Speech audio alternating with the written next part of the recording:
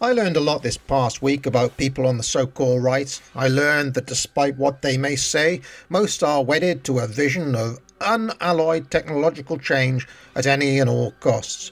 Technological change, economic growth, everything we enjoy about prosperity and modernity now.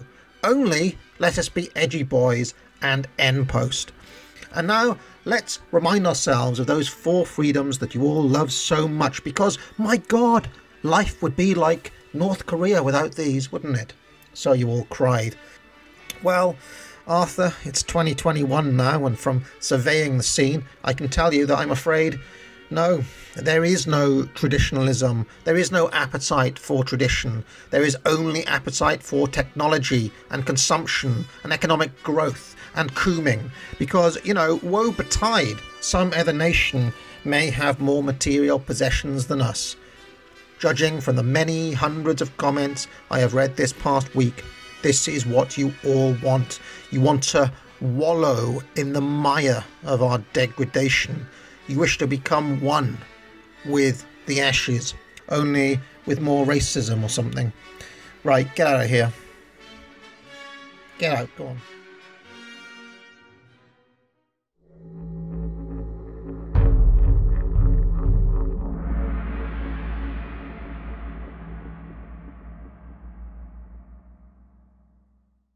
I want to start this recording off by offering this definition of traditionalism, which is to say that traditionalism is apolitical. It is the absence of politics.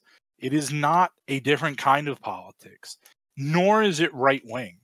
It is simply the way life ought to be lived. And so I don't want to say that traditionalism is some sort of right-wing movement at its core, because I don't want to sully it by making that association. Because when I think about things, the way I define myself really is not as right-wing or left-wing. If this was a sane world, I would be a centrist. But it's not a sane world, so I'm not really a centrist. But at heart, I feel like, if the ideal party, if I was to pick a name for my party, would be something like Christian Democrat, to reflect that very centrist position. But that's the definition I would want to use for traditionalism. So what you're saying is that traditions don't care about your feelings? Yeah. So why do we keep looking back when that's what brought us here in the first place? Because there's no solace in looking forward. And at least looking backwards, you can feel sort of comfy and pretend like Trumptonshire was a real thing? Well, Trumptonshire was a real thing. So the show itself was a representation of what village life was like in England. I remember my grandmother getting milk delivery, and nothing ever happened in the village in a good way. And my aunt lived there's Camberwick Green, Trumpton, and Chigley, and my aunt lived in the village that is thought that Chigley was based off of. They're all incredibly close together. It was really nice. It was just this local place. It is very Shire. It is very Tolkien in its sort of vision. Why look backwards into history? What other choice do we have? And you can see this, you can even relate it to the Iliad, in one of Priam's daughter, Cassandra, was able to see the future, and the stress, the human psyche isn't able to handle all the worlds of the possibilities that are out there. The possibilities are endless, and to predict the future is a dreadful fate it certainly affects the present if you're behaving for the future today. And the only way we have a good example, or the only way we can understand ourselves now, is to understand ourselves in the past. And there's an argument to be made that the reason we do it is because it works. We can look at past, we can look at the way history has come together in the past and human nature, and be able to understand our own time, no matter what we think may be the situation we're in. It's happened before. What component of returning to faith in God and abiding by his law do you see as part of this? Well, I would answer from a Protestant view, which is to say that, first off, everyone worships something. They either worship God or they worship an idol. or they worship something far worse. And I would say that it's important, but I feel like people are missing the point of what academic agents said, and that you have, I'll say something here, and I think you might agree with me, Cinder, that I expect that the people criticizing academic agent are all Catholics or Orthodox. I wonder how many Protestants are criticizing him. Because Catholics and Orthodox have this view ingrained in them, in their sort of cultural memory, that we need complete homogeneity in communities' religious beliefs. Whereas Protestant countries have much more of a, well, this is my neighbor Dave and we get along great, but he goes to the Baptist church and I go to the Presbyterian church, and at barbecues we argue about, that sort of stuff. But that there also isn't a way of enforcing the religious homogeneity that I feel like people criticizing academic agent are trying to achieve, and that we shouldn't try and do that. I would very happily set up an intentional community of 10,000 people and just have them be Christian. Don't worry about it being whether they're Baptists or Presbyterian or Anglican or Catholic, but let everyone go to their little churches. But I would say, like, can we at least be Christian, please? Because otherwise, the church doesn't even have to be the state, but it becomes indistinguishable from the state if everyone is the same basic. Well, they're subject to the same power structure, and there's no individualism and centrality is promoted within that power structure. That's and ultimately we see, how did Luther come to be? Well, Luther came to be because, or Luther's projects came to be because of that centrality was whole in the village culture. But to my point, Luther was very careful to say that we can't enforce this. We have to let people come to this out of their own consciousness. Right. He was offering an alternative structure, or a decentralized alternative, among other things, but strictly from a power perspective. Well, I would almost say a re-centralizing, taking the centralism away from the Catholic Church and then putting it on God via the Bible. And I don't know if that's being persnickety. And you could say, I'm not very well versed at that time, and you could say of the community and not of the Vatican or some of those structures that exist, or the Holy Roman Empire. You could say that was another big part of it.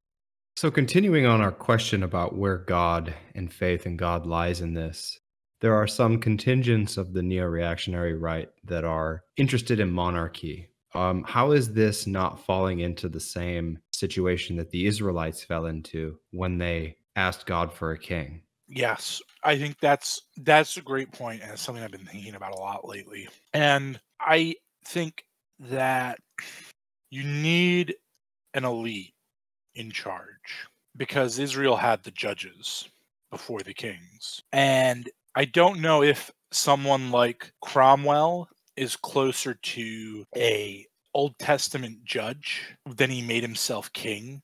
I would want to say that maybe actually Cromwell could be considered the equivalent of an Old Testament judge, but it's getting really theoretical if I say something like, look, I'm against republics, but I'm also against monarchies. I'm a fifth monarchist, right? Mm-hmm. I feel like that is just it is what I am. I am a fifth monarchist, but it's too autistic. I don't know how to sell that to Farmer Brown. So yeah, we have a discussion. My question is, somewhat recently, there seems to be a new split happening. Neo-reactionary thought has been around for a while. We all know Moldbug. Now Tucker gave him a name drop, which is strange to me. But so we're seeing within right-wing circles a new divergence, and one of its neo-reactionaries. I have to disagree with you that this is new.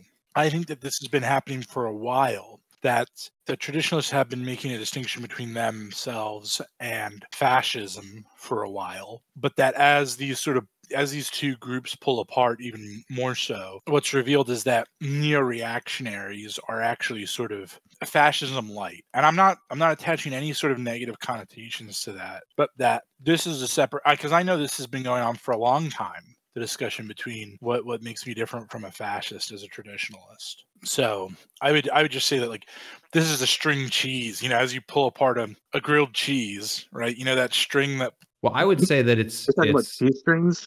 This is Cheese Strings episode 1. Yeah. I would say that it's new, or I shouldn't say new, but it's a broadening of the conversation because it's now reached my subcircle. And it's reached it in a way where we're having a different conversation about it rather than, oh yeah, I know they exist and who wants monarchy, to, okay, what kind of monarchy do we want? How would this work? And the issue that I'm seeing within these communities is why can't we talk about solutions? At this point, all we're talking about is theory.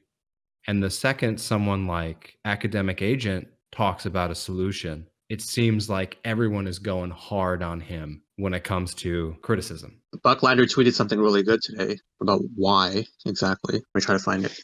He makes some good points, that guy. Well, what are we a reaction to? Like, the term itself, reactionary, is you have to have something to juxtapose yourself against. And I think we're juxtaposing ourselves against is absolute chaos. And that's chaos is a moving target, literally. So we're trying to define ourselves. We're building, a famous quote of mine is, we're building a plane as we're flying it. And you're going to find people that will change and adapt their understanding of the ideology as we go. I mean, to have me understand some of these nuances 2 years ago, it would have been very difficult for me. And we're starting to see more and more of those people come online and start to think about it and have a discussion. Whereas our peers, we'll say on the opposite, on the revolutionary side, what discussion did they have other than that of destruction? How can we destroy what is in existence? Which is the nihilistic take of which is very easy. It's a very simple, witless.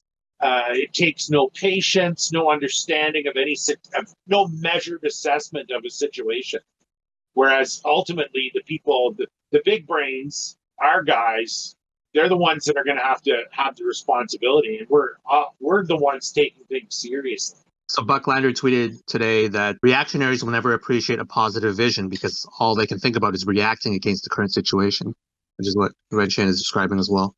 But I think, to be fair, when I did share the worldview, not entirely, but when I did consider myself a neo-reactionary, I did think it was a positive vision. However, I don't think the positive vision gels very well once you bring in something like religion. So it's kind of like a natural right-wing solution if you don't believe in God. Or if being Christian's a political identity for you. Yeah. Which might be the same thing as what you just said. But I don't want to say that reactionaries don't believe in God. But I do know a lot of guys that the course that they take and I know a lot of guys who call themselves Christian for whom it doesn't change anything about them. Yeah. And this is one of the few times, one of those quotes that the Catholics misunderstand. Faith without works is dead. And if you're not changed by becoming a Christian, then you have to question whether that, not question. I think you're not supposed to question. If someone says they're a Christian, okay. But that, like, at least you can be a bit suspicious or sort of go, I don't know. If it's not changing anything for you, you have to ask why. Why am I not changing?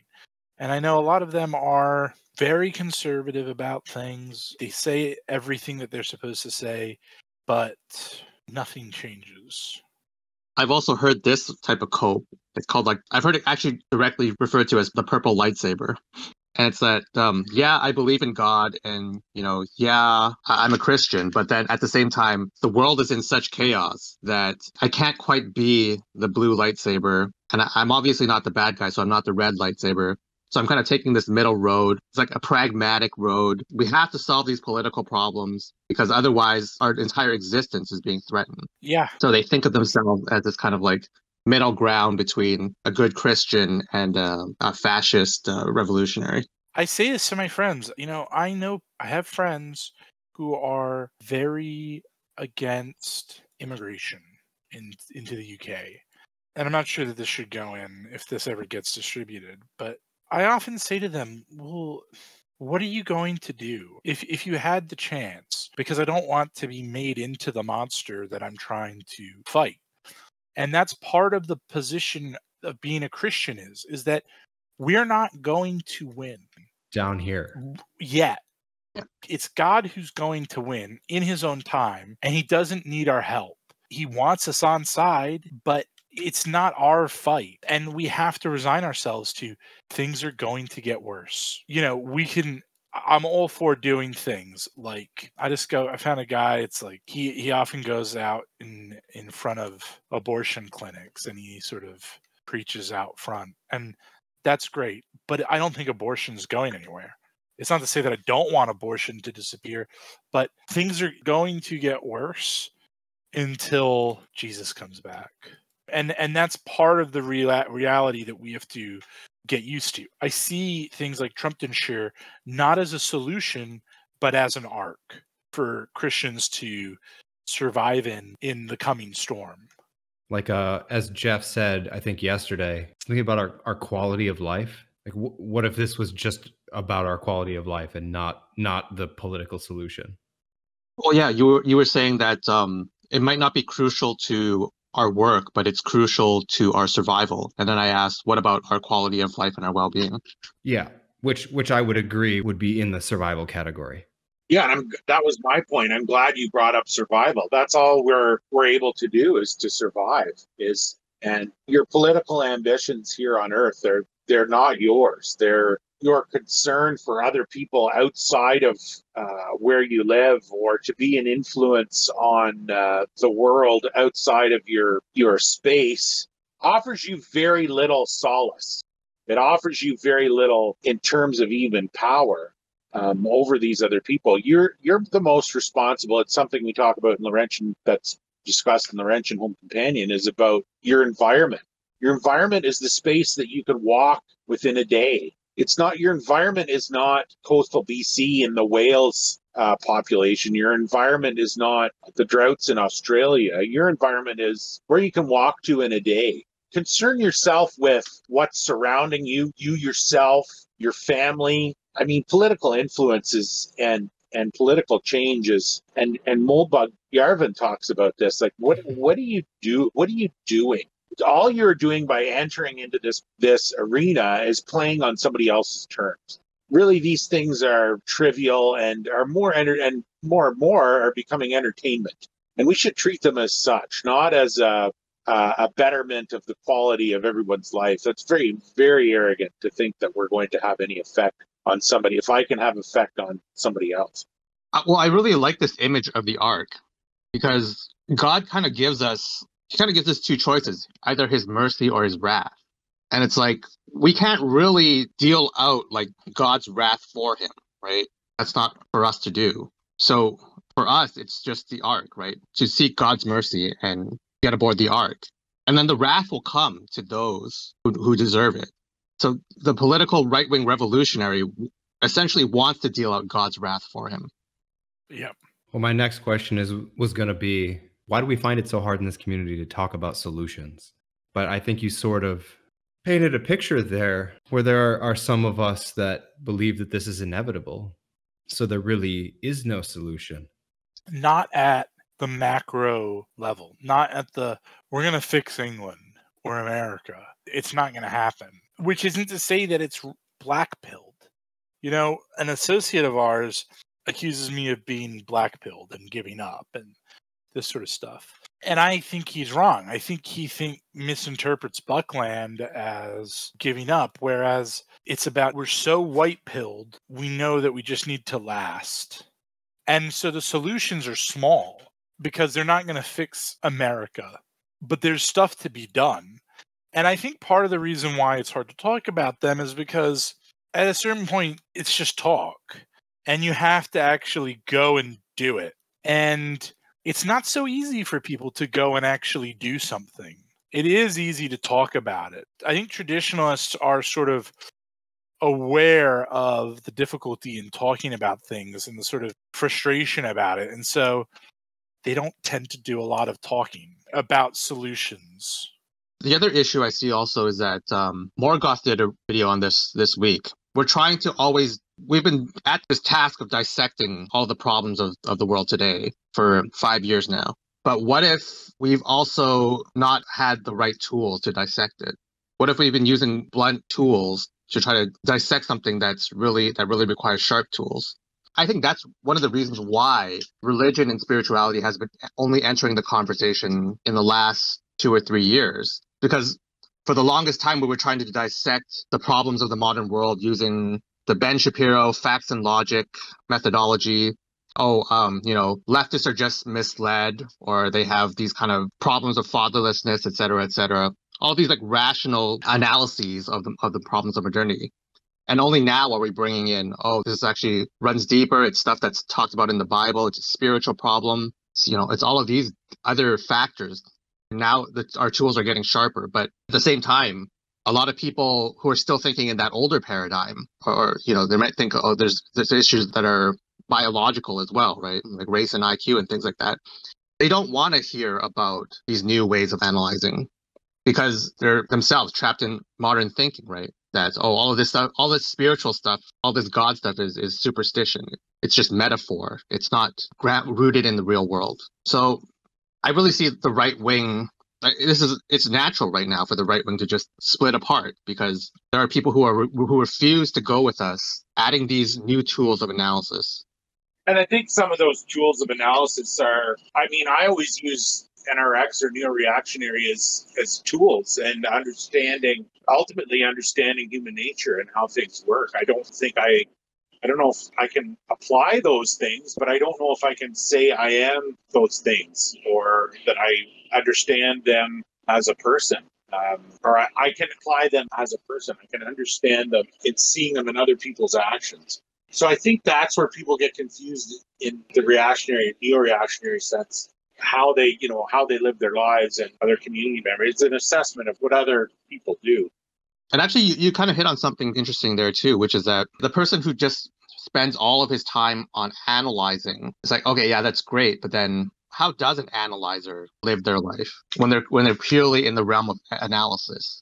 There certainly is something very clear that is the Christian way of life. But what is the neo-reactionary equivalent of that? What is the neo-reactionary way of life? And it just seems to be endless analysis and posting on Twitter, right? Well, it can be, or you can use it you can keep it yourself, I suppose. There's something very Stalinist about it, or like Marxist about it. You've got all these people just sitting around talking theory, and that's all they do. They argue about like Marxist technicalities. That was my biggest criticism a while ago when I was fighting think tanks with ACT tanks. Like, let's go protest Jan 6 in DC, but let's build these systems of support. Let's start pushing into, those of us who are so inclined, into the art realm to start creating art that idealizes or brings out the truth in those concepts in an emotionally provocative way with an emotionally provocative medium.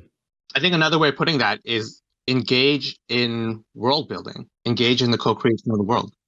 I guess in a way, think tanks do that, but it's not quite the same thing. Well, think tanks don't, because the makeup of their character and the structure don't allow them to become world builders. It's the appearance of world building that they're trying to portray. If you sent those people out to build Trumpton from the ground up, and we see that repeatedly with the NGOs and moving into the Clinton Foundation's affiliation in Haiti, they have no moral framework to help other people. They have no moral framework to build a community. So the think tank itself is, again, just a self-licking napalm ice cream cone. Maybe we could say that the think tank is that guy who's coming up with the D&D campaign and coming up with all of these perfect or wonderful story arcs and rules. And he's building a world in his mind, but then he never actually plays the campaign with any of his friends. He never rolls the dice. There you go. Roll the dice, Western man. Maybe if you join me on the farm right, you can learn how to apply this is some the of those splintering theories. that Cinder was talking about, Laurentian. Just get on board with the art right. Don't splinter off to the farm right.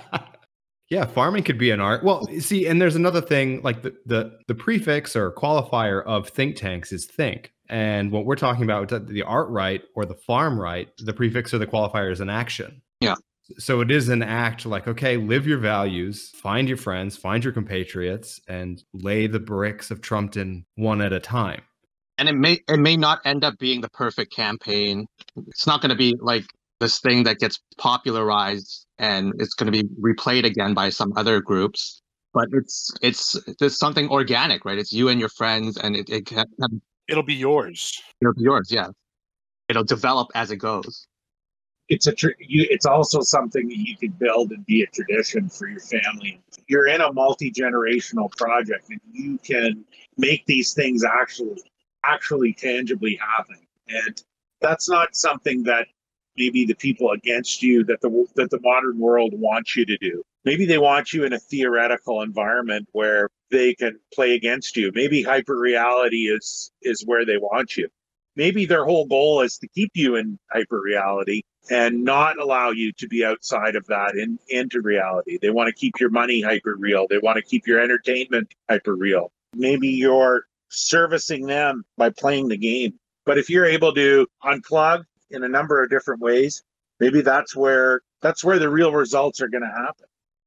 Jeff said something a few minutes ago that I thought was really good. I wrote it down. Actual world building. Can I tell a joke? Yes. Is it a dad joke? It's a fucking dad joke if there ever was a dad joke. And this will go to what Rob was talking about earlier about different factions of Christians as well. But there's a Mennonite, and he got stuck on an island, a deserted island, and pretty resourceful guy. And he was able to make a pretty good life for himself out there on the island. And sure enough, 16 years later, he happens to stumble across some people, and they rescued him. And the people came to see what the wonderful buildings that he built. He had they're wonderful manufacturers. They understand construction and building from the ground up. And he had several buildings in his small village. And one of the rescuers asked the Mennonite, he said, what building is this? This looks like your house. This must be your house. Yes, that's my house. Well, and over here, this looks like a church. Looks like you built yourself a church. Yes, that's my church. And there's a third building, and the rescuer looks and says, well, that also looks like a church. Well, explain to me what that is. And he said, well, that's the church I used to go to. So if you understand, it's terrible delivery, total dad joke. But you understand that the moral of the story is that he evolved, and Mennonites are all like this. They'll switch churches like they switch their clothes.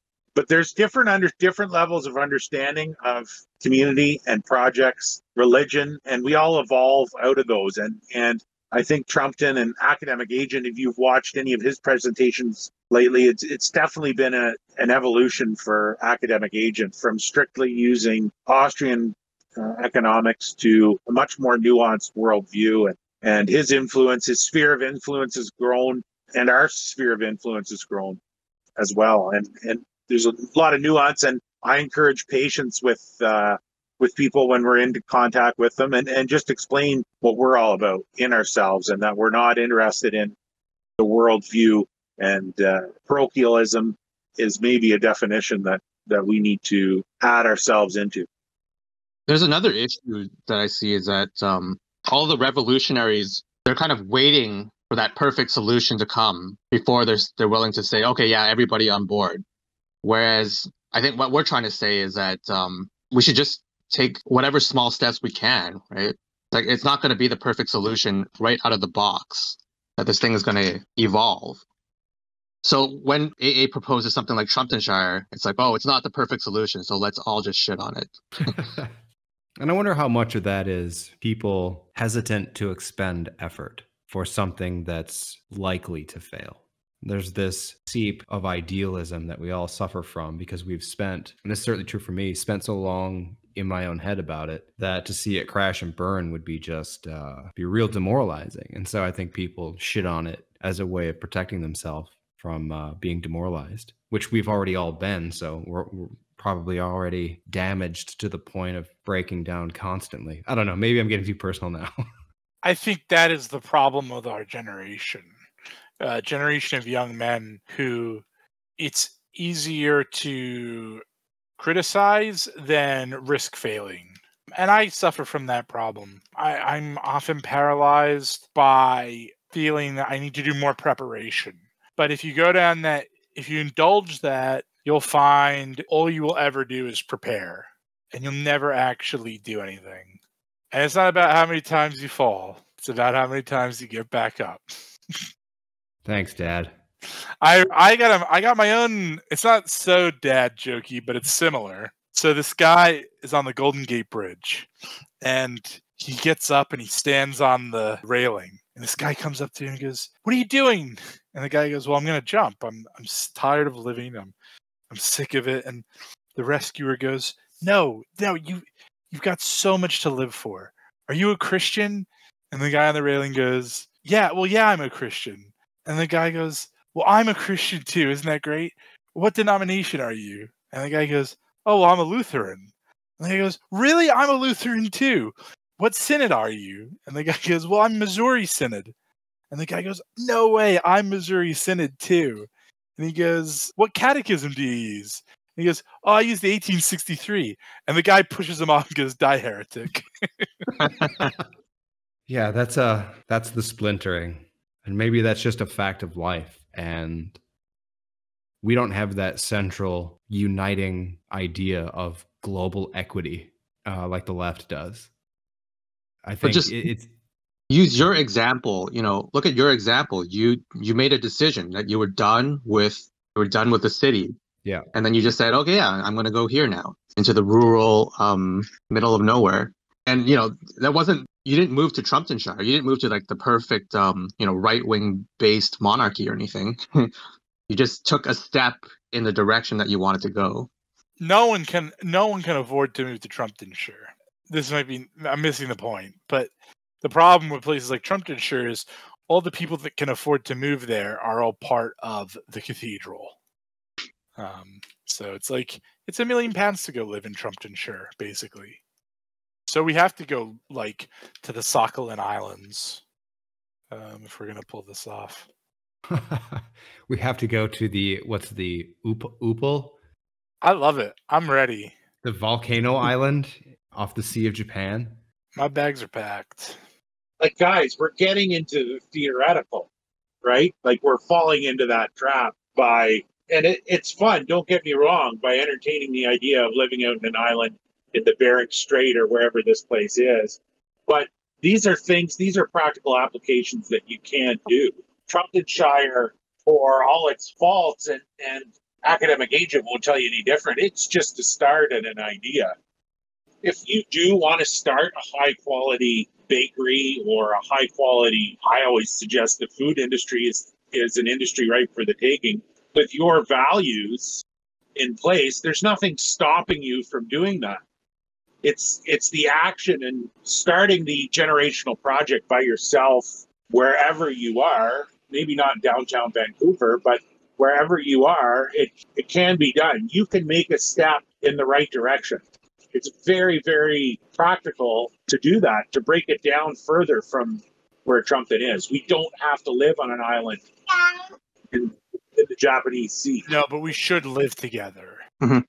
You don't want to be living in downtown Vancouver surrounded by people who hate you if they only knew.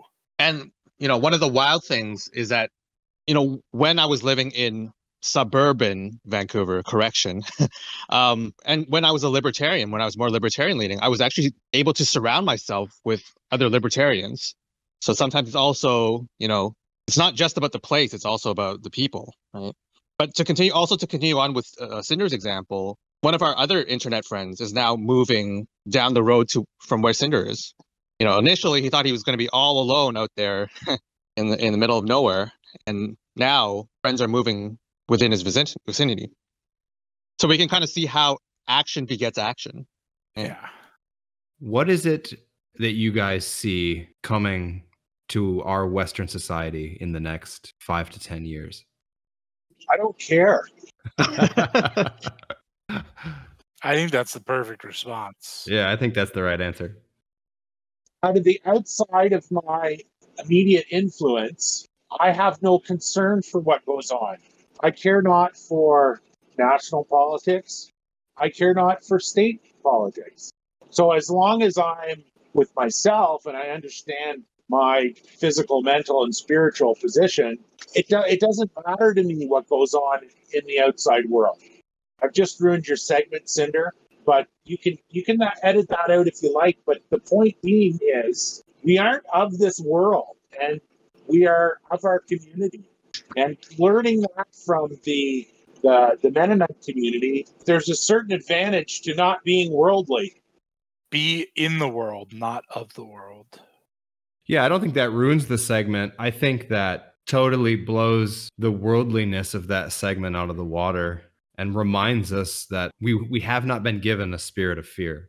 And all this anxiety and fear that we're experiencing now is by design. Mm-hmm. And there are going to be people who listen to this and go, you guys are fools, but we will sound foolish to you until you understand, which is not a satisfying answer, but it's the truth. That if you put your hope in God, then, Paul talks about being a fool for Christ. So we sound foolish, but then you don't want to be smart in this. You don't want to know the ways of the world. I'd rather be a fool in the world's eyes than a genius and corrupted. And what a relief that is. It's not a burden to have to understand everywhere else. It's such a relief to be able to talk to people about things that maybe from the world that matter to you, but you don't need to understand their position or be empathized with every person in every part of your nation. I think that can be a recipe for disaster. Yeah, the whole idea that every person has to be like an expert on geopolitics and economics and history, that's a uniquely liberal idea. That's a uniquely modern, democratic idea. Everybody has to be the well-informed citizen, It's never going to be the case anyway. It's also a way that we're being controlled to get us engaged, to take a stance on every single issue, and to always be in this mode of have to argue with neighbors, In the Trumptonshire, as long as the milk comes on time, there's really no problem. Although there's a lovely, in Camberwick Green, there's a lovely character who's the village gossip, and she gossips to people about nothing, and it's quite charming. I just want to hold on. I just want to add one thing. The whole globalist mindset is think globally, act locally. But what the evolution of that ends up becoming is just thinking and acting globally both at the same time. There's no consideration for your local people, your actual people in your community that you would have to lower yourself to interact with on a daily basis. Being a community member in actual fact is very, very difficult to do. I am reminded of a quote that it's something Milton Friedman said, which is something like, it's no crime to be ignorant of a science, but the one science everyone feels entitled to comment upon, even if they know nothing, is economics. And if you take that sort of feeling, I feel like that's expanding into everywhere. Like, I know more about biology than the average person. But you can have people who know nothing about biology argue with me about intelligent design. And because they're committed, they don't want to be fools. Richard Dawkins told them, and Richard Dawkins is an expert. And so now that spirit is spreading everywhere, that like they're not biologists, they're mouthpieces for experts. Mm-hmm. And my favorite 20th century leader was Salazar. And people who don't like tradition will call Salazar a fascist to sort of taint him. Well, I don't really care whether he was or he wasn't. I don't think he was. But that's not the point. I'm not throwing anyone under the bus by saying he isn't. I'm not against. I mean, I'm not a fascist. I'm against fascism in certain senses, but I'm not against a lot of guys who call themselves fascists because I think that they're mistaken. I think that their critiques are correct. I think that their complaints are correct. But I think that they're angry and they have not yet had an encounter with the living God that's required to soften them and soften their hearts, and that's needed to live more graciously. So I just want to say that, but Salazar said, someone went to Salazar and it's like the 1930s and literacy rates are skyrocketing everywhere in Europe except Portugal. And so I went to Salazar and went, Salazar, we gotta increase our education program. The people need to read. And Salazar goes, why? Why does a peasant need to read? It will only make them unhappy. And I think that's pretty true. I think the average, I don't know why women need to read, to be honest with you. Can we not have diagrams on the back of boxes with recipes using pictures? Yeah, and geez, for over 1,000 years, how did women ever figure out how to cook without reading? Am I right? And I know you guys are being somewhat hyperbolic, but there are a lot of really transgressive ideas that are communicated in fiction, and women are the largest readers of fiction right now in society. So, well, yeah, the same thing about women reading is the same thing about all these right-wing 4chaners trying to formulate the great political revolution. Right. Spending all this time reading, what other activities are you skipping to read? Is there something else you could be doing in town to help your residents or your community? And there was that excellent meme not too long ago. It was the Wojak. What's the sort of normal-looking Wojak's name? I guess just Wojak, right? But yeah, okay, maybe it is Wojak. And it's like a sort of Wojak wearing face paint and camouflage with a cabin behind him. And he went, well, we actually did it. We set up our own independent state. Now, does anyone have any actual skills? And then it goes to a bunch of doomer Wojaks going, well, we all brought I brought my Evola books. But it's also there's this lack of humility. Some of us have only been interested in politics since Gamergate. And now here we are all proposing the next great system of government and the next great revolution. What's Gamergate? Just how much I envy, even if Laurentian's joking. Can you imagine what life would be like if you never knew about Gamergate? Well, I remember before the internet. I know what it was like. I know MS-DOS. That's how I logged onto a computer at one time. So I believe I'm missing a lot, but I don't know if I am missing anything. What always really culturally significant. What always confused me about Gamergate was I always thought I understood. I'd always kind of understand it.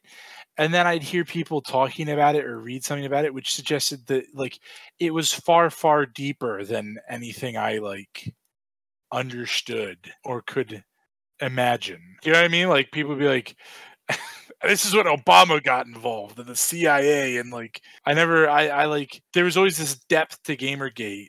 I was like, wait, isn't this just about a girl sleeping with someone? Yeah, but it's fun, isn't it? I don't know what it is, but I assume it's kind of fun entertainment, LARPing in some kind of serious way. Maybe it's prepared somebody for something else, for something greater, but it's all a form of entertainment. I think that's a good way of describing it, is that it's LARPing, but one step less removed than LARPing. I still have no idea what Gamergate is, but... And if you know, why don't you drop a comment? Tell Laurentian what Gamergate was. And while you're there, don't forget to subscribe. I don't know what dog is. Would somebody explain to me the significance of the dog meat or dog? What else? I've got a whole list. Oh, that is really funny, and also the desirable way to live. So everyone be more like Laurentian. I'm confused. I'm old and confused. Exactly. Be old and confused. That is the goal, isn't it? It's to move out into somewhere and have the most pressing news be what Mrs. Brown tells you about what the Fredericks are doing with their pigs this year. That's when I get out, I have plans to relocate somewhere in the not too distant future. And when I get there, I'm going to make a concerted effort to not look at news because it doesn't do anything for us. I have this habitual sort of wake up, check the BBC. Okay, that's what's going on. But the goal is to get far enough out that you can be completely disconnected from the world. And not have that disconnection affect you. And what that means is actually being disconnected from what the cathedral's pushing, Yeah. but being actually connected to the world, right? We talk about this in Laurentian Home Companion episode 2. Nature is speaking to us, but we can't hear it because we're not listening. There's little cues throughout nature. Hey, how about next year plant this? Because this plant is growing in abundance, and this plant represents the crop being in a certain state. You know, we're not listening to anything that really matters. We're listening to noise. That's what the BBC is, a noisemaker. Noise is the absence of information, and it clutters up the source of information transmission with noise. And it means that then the information, that like actual information, can't get through. That is like, I've done a really quick job, but that is the philosophical definition of noise. And yes, there is a philosophical definition of noise. Is Moldbug noise then? I would have to say, from what I know about Moldbug, he's entertaining. He sort of gets you going. But it does strike me that maybe Moldbug is noise. And same thing with Tucker Carlson. I enjoy Tucker Carlson, but I don't know what he's actually doing for us. I don't know what watching Tucker Carlson tonight is actually doing for us. You know what? It's maybe a high value entertainment. Or you're not supposed to get prescriptions on life on how to deal with various situations from these people. Certainly, they're in the realm of discussion now, but we can't live life by their desires. Take it for what it is. It's entertainment and some education that goes along with it. I'm going to say this, and this is going to sound quite arrogant, and I only just realized this. Laurentian Home Companion is what I want information to be like. And I think that's what we need sources of information that resemble what we're putting out with Laurentian Home Companion. I had this idealized vision when I wanted to move to Hong Kong. I had this idealized vision, actually, because prior to that, I had actually been spending, months on end in Hong Kong. And so whenever I'm there, there's this different feeling. It's like this burden lifted off me. So when I'm there, I can watch, SJWs burning down Berkeley, and then I can just laugh about it. I can have this kind of attitude about, okay, yeah, that's cool that that's happening, and it's bad, but everybody's being an idiot and then here I am chilling, right? So it's like, even if I do move away, a part of me still wants to know what's going on. But at the same time, I don't want to feel like this is something that's looming over me, and that I have to care so deeply about it. See, I wouldn't. I know I won't be able to do that with my escape plan, because I will still be in the civilization, and I will still know that if I go to the nearest city, that discourse will be happening. I just want to be in a place that allows me to be far enough out that I don't have to worry about it. Well, Bucklander, and I give the challenge to everybody else, including the members of this panel, with the exception of Cinder, to maybe a little less conversation, a little more action is probably what's needed, right? If we're going to continue on to at least entertain ourselves with conversation, we better learn to survive and learn to get by and have a good quality of life that we can exist under. And to all of you too, as well, also in addition, at home. Thank you for joining us for this episode of Men of the Iron Age.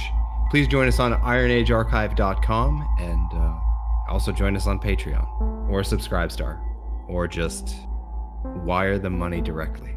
Bitcoin? Yes. We take dog coin, right? Yeah, dog coin, yeah. Is it Canadian Tire money? Like, is it good for refunding to buy goods at Canadian Tire? You have to talk to Canadian Tire about that. But if they know what's good for them, yes. I don't get the reference.